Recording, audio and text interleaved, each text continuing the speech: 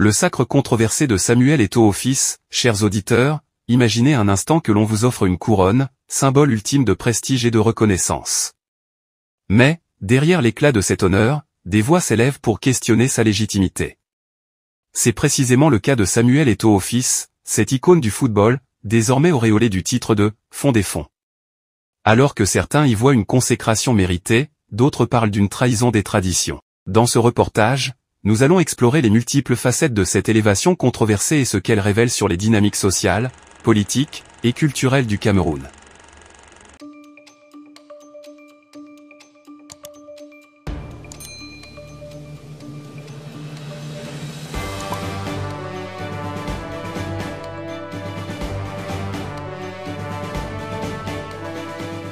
Hier encore, le Cameroun vibrait au rythme d'une cérémonie grandiose. Samuel Eto'o fils, le célèbre footballeur, recevait le titre de « fond des fonds ».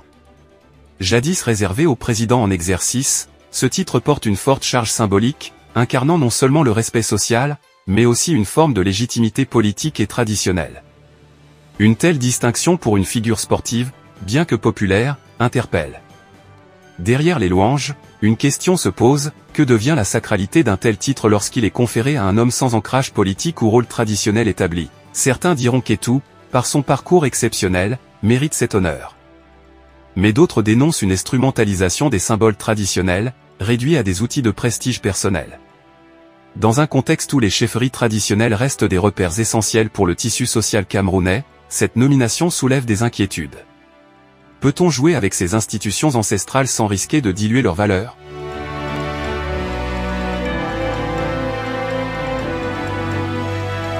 Ce sacre intervient alors que la région du Nord-Ouest, secouée par des conflits meurtriers, a désavoué cette décision. Les autorités traditionnelles locales, garantes de ces titres, ont exprimé leur opposition. Comment justifier un sacre qui divise autant qu'il fascine? Ne risque-t-on pas d'aggraver les tensions déjà vives au sein de certaines communautés? Si Eto'o est une source d'inspiration pour la jeunesse, son mandat à la tête de la FECAFO a aussi révélé des failles. Accusé de centraliser le pouvoir et de gouverner avec autoritarisme, il incarne une figure autant admirée que critiquée.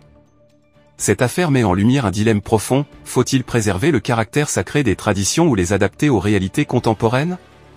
En transformant un titre traditionnel en un outil de communication, le Cameroun ne risque-t-il pas de fragiliser les fondations mêmes de sa culture? Par ailleurs, ce débat soulève une interrogation sur les priorités nationales. Avons-nous besoin de figures charismatiques pour incarner nos aspirations ou de réformes structurelles pour construire un avenir solide?